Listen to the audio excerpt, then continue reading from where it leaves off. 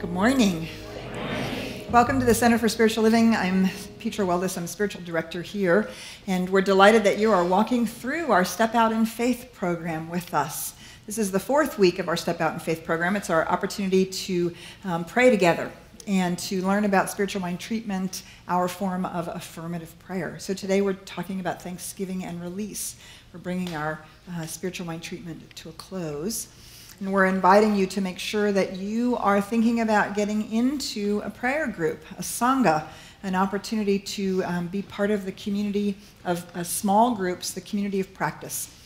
So you'll hear more about that later in the service, but you can sign up today to be a part of that, because there's something so powerful when we pray together and not just pray by ourselves. There's that whole group thing that happens. All right, so we are going to invite our greeters to come forward. We're going to take an opportunity to welcome any of you who are here for the first time. I'm Petra Weldes, Senior Minister of the Center for Spiritual Living in Dallas, and we're delighted that you found us here on the web. You can find our Sunday services on our website by every Wednesday, and we love that you can look at us online and explore these spiritual teachings. Feel free to explore our archives. It goes back a number of years, with lots of special topics and amazing speakers. You can also sign up for our email news, My Daily Words, and my blog, Spiritual Living with Dr. Petra. If you're looking for a spiritual community, come visit us. Or if you're just in Dallas, drop on by. We'd love to give you a hug. Welcome home.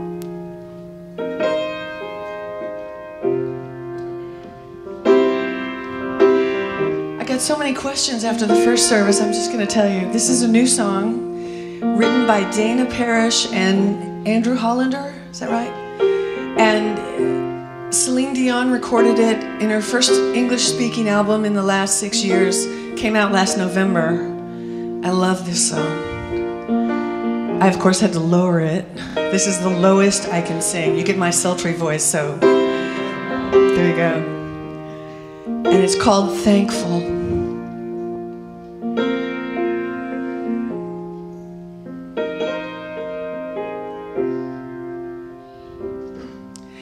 Circle round like butterflies, escape the pouring rain, run into the alleyway, steal a kiss again. You're my greatest weakness, somehow you make me strong. Chasing ghosts and fairy tales, I'm right where I belong. And I don't know where I was looking, and I don't care where you have been before. I'm thankful to be here, thankful to feel clear, thankful my prayers have been answered. I'm thankful you listen.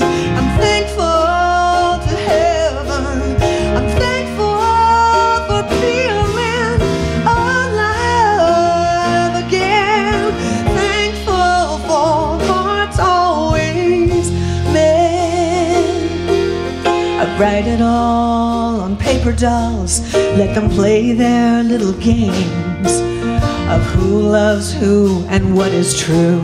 No one ever takes the blame. I see you through the window and it takes my breath away. I lose my feet beneath the floor, and all that's left to say, I don't know where I was going.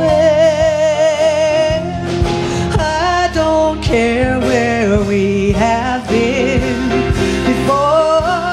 I'm thankful to be here, thankful to feel clear, thankful my prayers have been answered. I'm thankful I listened, thankful to heaven. I'm thankful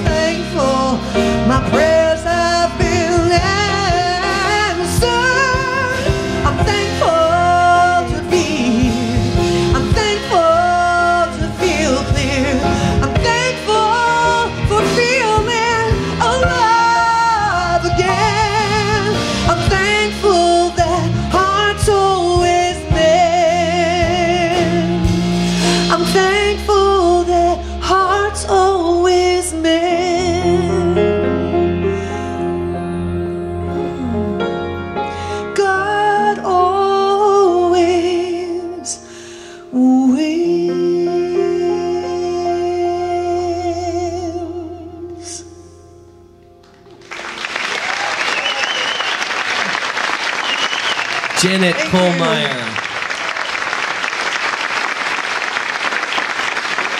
Next. Thank you so much. Beautiful. All right. So, as we move into the completion of our spiritual mind treatment, we are going to move into gratitude. And so that's, all right, well, let's start with a little recap. Spiritual mind treatment is our form of affirmative prayer. It is an opportunity for us to move into right relationship with the divine, which is already always moving through us, which is already pouring all of its gifts into our lives, into creation as a whole. And we use our spiritual mind treatment, our affirmative prayer, to induce the belief that this is actually true. By doing so, we are literally retraining our minds. We are building new neural pathways in the synapses of our brains, and we're bringing ourselves, our whole being, into alignment with spiritual reality. We're also actively engaged in using the creative process, recognizing this law that as we sow in our minds, so we reap in our worlds. So we have been walking through this. We start out with recognition. We remember that there's something true about the divine. There's something true about life itself, about the universe, about this divine force, this infinite reality, whatever we want to call it. And then we remember that we're a part of it. We are engaged in that very same life. And then we talk about what it is that we want to experience. We realize how that is expressing in our lives. And we actually describe that experience to ourselves. Now, my experience in spiritual mind treatment, which is, by the way, one of the only things that Ernest Holmes added that was anything new to the entire history of the evolution of consciousness and our spiritual evolution as a species, he really developed this idea of spiritual mind treatment because he asked the question, well, why are some prayers answered and not others? Every faith tradition has prayers, and in every spiritual path, in every faith tradition, there are prayers that are answered and prayers that are not answered. And in exploring this and deeply going into it, really understanding that it isn't anything that we do to God, it's what we do to ourselves to open to the spiritual truth, to align ourselves with it. And so this is a profound spiritual technology that is designed to move us to the place where our prayers are answered. Now, sometimes it's a little awkward when we start out. It's very definite. You start with this step and you say some things about God, and then you start with this, then you do this step, then you do this step, and it can feel a little awkward. Well, it's like learning any other new skill, any other new thing. It's like sitting down at the piano for the first time, and you don't actually know how your hands go and how to move, but you learn the scales. And then eventually you learn how to play music, and you can read sheet music, and you can play what's there. And then if you play long enough, eventually you can play what's in your heart and improvise and allow that music to flow. Well, the same thing is true in learning how to do spiritual mind treatment. We start out like we're doing the scales. Got to do this, then we got to do this, then we got to do this. And then pretty soon we're starting to play music. And eventually we will move to the place where we're allowing actually the prayer to pray us. My experience is that sometimes I actually have to move through the first 3 steps of treatment a little bit like I'm moving back and forth. Like I start out with, oh, there's something true about the divine reality. It's everywhere present and it's loving. And then I have to remember that I'm a part of it. And then I begin to aim that at my life. And let's say I have a loving relationship, or I have a loving healing with somebody in my family. And now I'm affirming that, and I'm saying, but how do I know that's true? How can I say that that's true when my experience is different? I'm going to affirm I have this loving relationship. Oh, wait, I can do that because I'm a part of the whole, and the whole is already love and is always love, and I'm a part of that. And so I'm remembering that love is present in this relationship. Even if in the moment I don't feel it, I'm going to affirm it and claim it. And why can I do that? Oh, I can do that because I'm a part of that love. I'm a part of the very love that is life itself, do you see we can weave it back and forth to the place where there's something within us that completely acquiesces to this truth, whatever the truth is that we've spoken. And when we do that, in that moment, do you see, in that moment we've shifted consciousness. We have come into alignment with spiritual reality. And we have moved out of our human identity into the spiritual identity of who we are. And we have spoken our word from that place, the very place of creation itself. Now, when we reach that place, the most obvious place to go then is to gratitude, to thanksgiving. Now remember that we're not thankful to anything outside of ourselves. We're not thankful to God for changing its mind, that all of a sudden we deserve our good because now we're a nice person, or we meditated this morning, or we gave money, or whatever it is. No, we're not saying thank you to God, because the truth is the universe is already showering us. It already is us trying to express itself in life, happy, healthy, wealthy, wise, whole, and satisfied, and fulfilled, and contributing. It's its sole desire as us. And so we are not doing anything to the divine life. It's pouring through us. We are moving ourselves into relationship with that, and then there's nothing left but this profound place of gratitude for that truth and that experience that we know.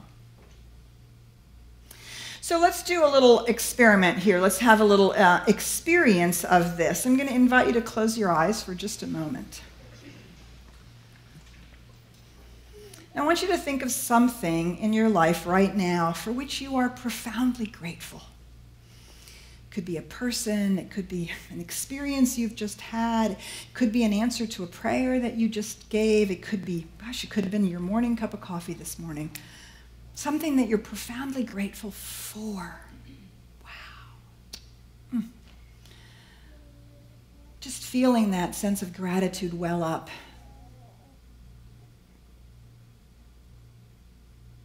Yes. And isn't that lovely? What a lovely feeling and experience. We have this to be grateful for. So I'm going to invite you now to compress that into a sentence, one short sentence. I am grateful for X, Y, and Z. Whatever that is, I am grateful for just one sentence in your mind. Okay? And now I'm going to ask you to open your eyes, and I'm going to ask you to turn to your neighbor, somebody close to you, next to you, in front of you, behind you, and I'm going to ask you to say that phrase to each other. I am grateful for. Just turn to each other and say that phrase to each other.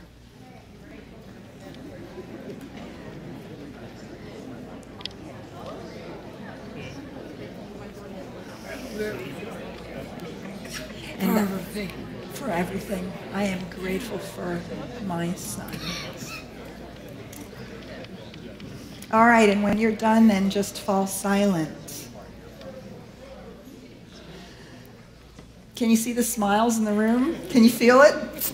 It's lovely, isn't it? What an amazingly... Do you feel filled up when you think about those kinds of things? Right? It's like, wow. Okay, so I'm going to invite you to close your eyes again with me.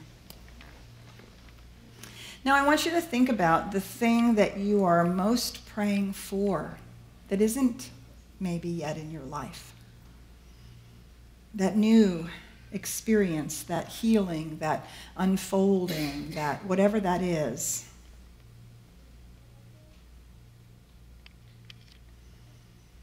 And as you call it to your mind,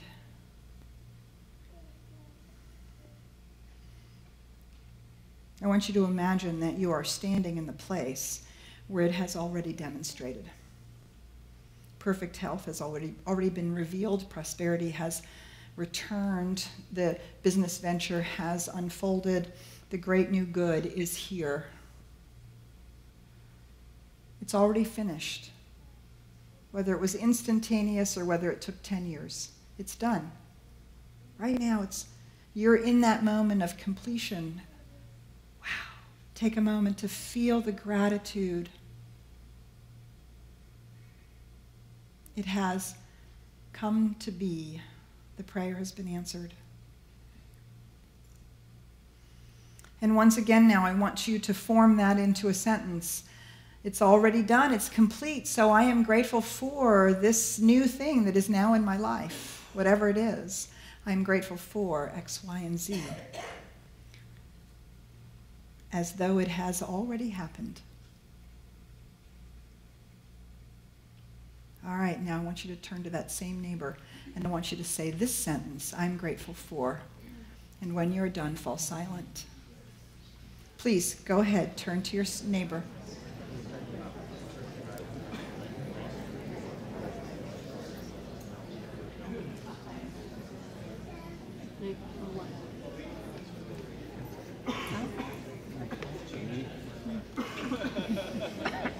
All right, and when you've had a chance to say that, look, there are just as many smiles in the room.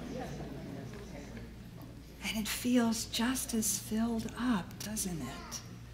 Okay, so tell me about how it felt, the first one and the second one. Tell me how it felt, the first one and the second one. What was different? The first one was easier, okay. What else? It felt really real.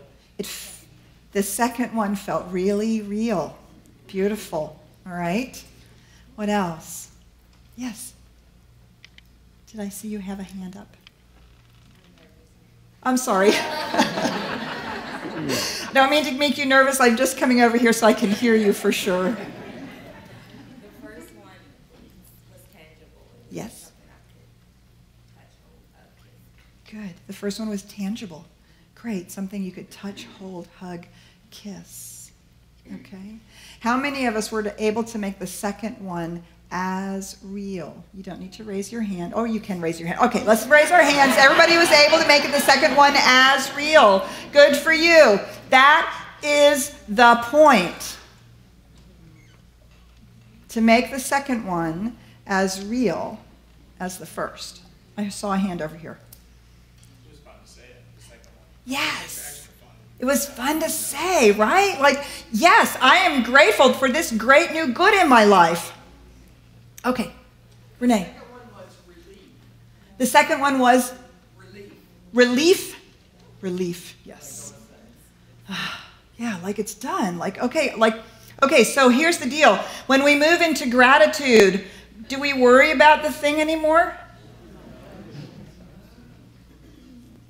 It's already done, isn't it? Ask, believing you have already received, and you will receive. Isn't that what the master teacher taught us? Right? And when we're in that place, there's no worry anymore. There's only like, it's already there. It's already done in consciousness. Do you see, we've already shifted consciousness. We've accepted that it's true, that it's so, that it's good. Now we're just waiting for it. Okay, where's it going to come from? How's it going to show up? Do you see? There's no worry anymore. There's no push. There's no I have to figure it out. There's no okay, it's like done. It's done in consciousness. And now we're just letting it unfold in the space-time continuum as it needs to do. Ernest Holmes says this in Creative Mind and Success: the reason we can make our requests known with thanksgiving is because we know from the beginning that we are to receive, and therefore we cannot help being thankful. And you see, we do our first 3 steps of prayer and we weave that truth into the fabric of our being, into the very fabric of our lives, into the very fabric of our souls, until the most natural response is, oh, I'm so grateful that this is actually so, that this is actually true.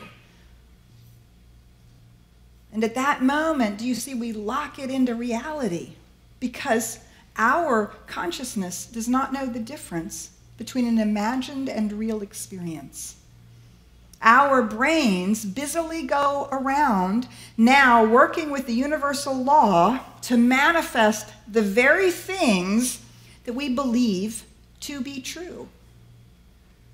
And so as we've become grateful for that which we believe to be true, the universal law can do nothing but say yes to that. And so that as we move to that place, then we come to our final release, letting it go. We really then leave it up to the law to manage how this is all going to transpire. We release it. Or we don't. And when we don't, we're saying to Spirit, I know better than you. Really, it's okay. I can figure it out. I can handle it. Okay, could you hurry up, please? Because okay, I'm done waiting. I'm done waiting on the law. I'm going to now figure it out.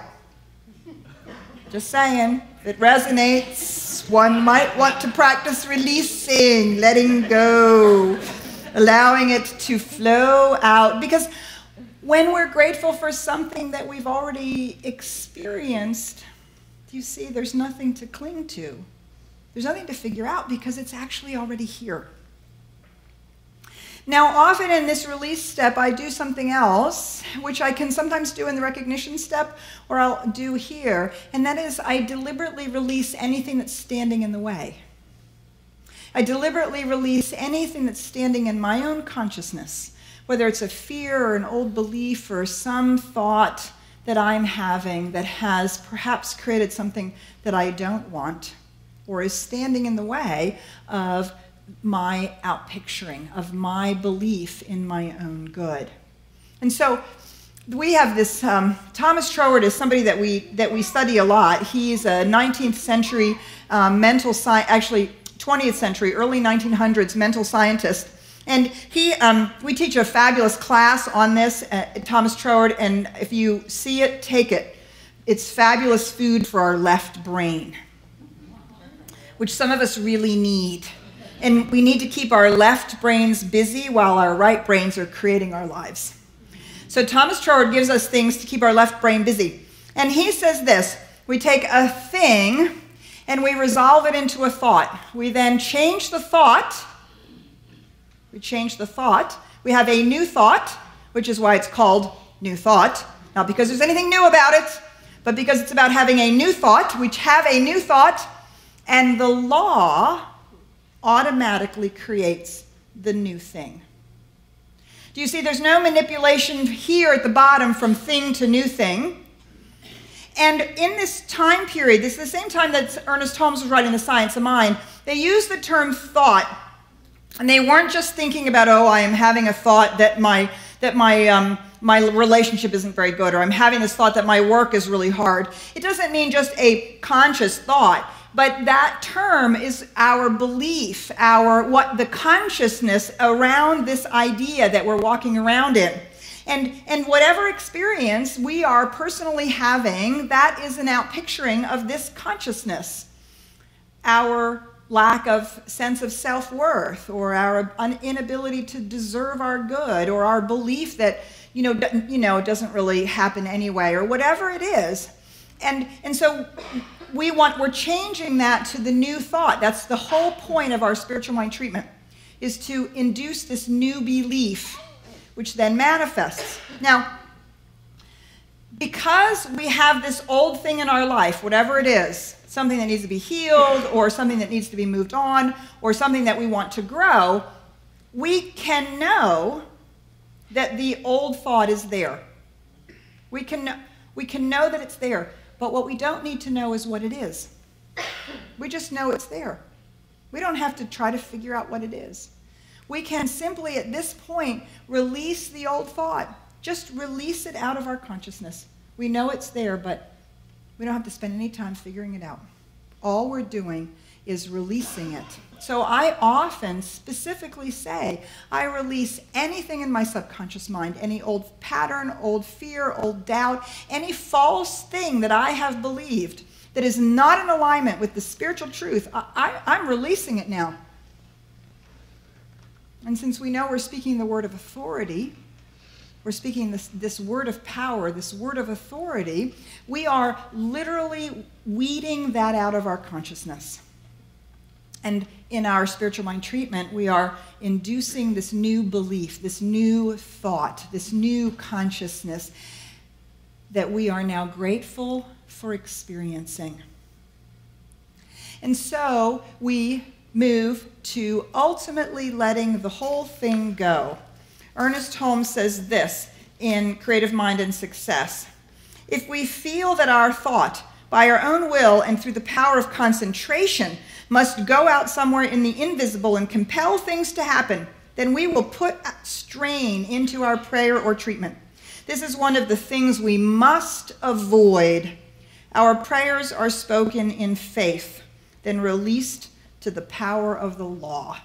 Our prayers are spoken in faith. That's what it means to have faith, to have trust, is to recognize that there is a universal power and presence that is on our side, that is moving for good, and we are involved in that creative process, and we are speaking the word of power and authority, and the law is saying yes to us. And so we then trust it, we release it, we let it go, and we allow the law, the universal power, to manifest, to create, to bring about the answer to our prayer. And we let it be. And that's why we say, and so it is. And so it is. It's a statement of affirmation. This is the truth I can trust, I can be grateful for it, and I'm affirming that it's so, and I can let it be so. It's actually what the word amen means. I seal this with my faith and trust. Amen is an Aramaic word, and that's what it means. I seal this with my faith and trust. I let it go. So if you're willing to commit to this Step Out in Faith program this week, I'm going to invite you to commit to step out in releasing our word, in releasing my word and trusting the presence and the law. And so to do this, we're going to tag ourselves on Facebook. As you remember, we're going to tag ourselves on Facebook. So you can get your phone out now if you choose, and search for Center for Spiritual Living Dallas, and then you're going to find on our Facebook page, the very first thing on the page it's week number 4 of Step Out in Faith. And when you do that, you're going to find this little picture. I commit to step out in faith by releasing my word and trusting the presence and the law. If you click on that, you can then tag yourself. So we're going to invite you to either tag yourself in the service or tag yourself today if you are willing to step out in faith with us. Make sure that you tag yourself to be part of the community and to make your own a visceral commitment. Yes, I'm willing to do this. We also invite you to come on Wednesdays. Christine and Sherry are doing this fabulous Wednesday series in support of our Step Out in Faith, going deeper and deeper into whatever we're talking about on Sunday morning. So you have an opportunity to go deeply into spiritual mind treatment and especially into our last 2 steps, Thanksgiving and release. We also know the power of prayer not only for ourselves but for each other. As I said, we want to invite all of you into prayer sanghas. This is our community of practice. 6 to 8 people that meet in homes once a month to really do prayer together. So today is a sign up for your group day. There, Renee is out in the back of Pankey Hall. There's a whole plethora of places you can sign up, and she's got a beautiful map that shows you where all the sanghas are. You can grab some friends and say, hey, let's sign up together. You can all sign up on one. Or you can just go look and find one that's really close and convenient to you. Next week will be the last sign-up day, and between services and after service, we'll actually give you information and teach you how to be a sangha. Because prayer is so incredibly important for us to move into the relationship with Spirit that allows us to co-create our life in this really amazing way. So to bring this service to a close then, to move us into a place where we are experiencing that deeply answered prayer, I'm going to invite our lovely beloved Rashad up here.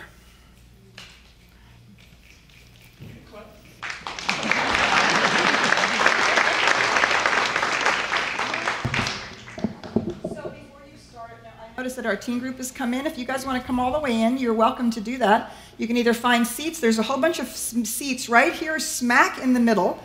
So if you want to make your way down, you're welcome to do that, and so that you're not standing through the thing. Or you can sit down here, right here in the front.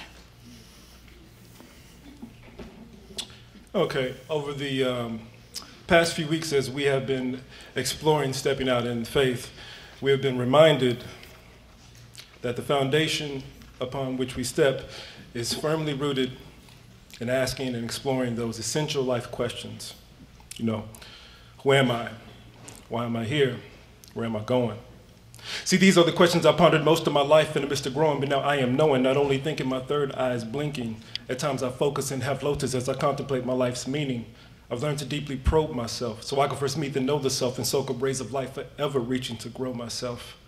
So who am I is the question I first proposed, and if you read between the lines of my prose, my intent is that it shows that I am, yes we are, metaphorically and metaphysically, a rose. Yes, a rose. Yet we are not just a typical ordinary rose, no. We are that atypical extraordinary rose which patiently grows up through those typical little spaces and holes weighed down deep within the cracks of concrete. Now, some of us as seeds sometimes seem to lack faith or simply disbelieve in the greatness in which we are indeed to achieve. So for some, there exists a faithless feeling of being forever trapped in concrete. And of course, that concrete of which I speak is but a symbol for fear and doubt, being that those are the greatest enemies of our dreams. So I said that to say that whenever it appears or it seems that our lives are falling apart, that we have the ability to literally remind ourselves and remember that the living of life is an art, and thus be at peace while we walk with grace, knowing beyond the shadow of a doubt that those parts and pieces are ultimately falling perfectly into place. How? Why? Because you and I automatically inherit the inherent traits of perfect peace, grace, and of course, what we place within our source, our undying, undenying faith. Yes, faith. As we continue to step out in faith, I am reminded of something I read, something which said that faith, with the measurements of a mere mustard seed, may miraculously muster up enough might to move mountains. But at times it appears that no matter how hard I push or shove, this stubborn concrete above my head won't budge. But still, I refuse to lose faith, nor move to judge, nor hold some type of grudge from spite. No, because I know that at our core we are much more. We are the essence, the very presence of universal love and light. Yes, light. We are a magnificently orchestrated symphony of light. Some of you may find this difficult to believe, but in the beginning, when God created and birthed the heavens and the earth, I was there. Well, actually, to speak a bit more accurately, we are always here. So with that said, I'd just like to say that I first heard, before I first read those very first words when the Creator first said, "Let there be light." So it is no coincidence that I place a bit more emphasis upon the spiritually enlightening process which I have termed metaphysical photosynthesis. Because see, although I know that we are all limitless and most infinite, I must admit that there exist moments in which I tend to just forget the truth of who we are, and when I do, the light that I thus emit becomes similar to that of a teeny tiny light bulb. You know, the kind you just might find flickering on and off in the back room of some seedy, grimy nightclub. But see, once my light's plugged back into Spirit's love, and my switch is flipped from the position of hopeless to refocus back by the power of about 1,000 supernovas, I begin to radiate with the pinpoint accuracy of a laser beam, no longer feel the need to even chase my dreams. Cause through the magnetic magic of the universal mind and my own mind's imagination, I see that we can simply sit back, seek to become a vibrational match to that which we wish to attract before we act, and simply embrace our dreams. And in fact, it seems lately my dreams chase me, which has enabled me to see that we are all capable of being and doing the most amazing things. More than this face is this place we call Earth has ever seen. Because like I was saying, we were happening before the physical birth of this Earth, before the duality and polarity of the yin and yang. In fact, I would say that we are more similar to the singularity which is thought to to have been happening before the Big Bang. Therefore, we more than just so happen to have been happening before there was even a such thing as being before. And so before I even begin to close, I would just like to propose that you and I exist as ancient souls, as old as love, currently manifesting our destiny within 3 dimensions with the intention to be as bold as love, which reminds me of the Jimi Hendrix experience, except this time, instead of being caught up within the throes of drugs, nah, this time within this rhyme, because this rhyme, well, it's mine. I forecast that we shall overdose on love. And that is my truth. And I am, yes, we are everyday expressions of universal truth. Now, I've heard some say that the truth hurts. Yet within the same breath, I've heard the same say that the truth shall set us free. Yet I know for myself that there's never been a day in existence in which we have not already been free. Yet if we were to forget that truth, then I believe that it is the first seeking, reaching, then speaking of our truth which shall reset us free. Because see, as for me, I have never experienced more hurt than within those moments in which I have chosen not to have spoken my truth. So now, in the spirit of being open with my truth, I just like to say that I am now living, learning, loving to sling these words of hope way better than I have ever slang herbs and coke. And that's my word. And since my cause and my word is all that I got, I figured that I could finish this expression of who it is that I am by professing who it is that I am not. See, I am not nearly the fool that I was once so confused to be. And I am not nearly as emotionally removed as I once proved to be. And in this moment, I am not afraid. I simply refuse to be. In fact, I am, yes, we are, whoever or whatever it is within each present moment that we so choose to be. And right now, with my peace, my grace, my light, my faith, my words, my truth, I bloom, I choose love.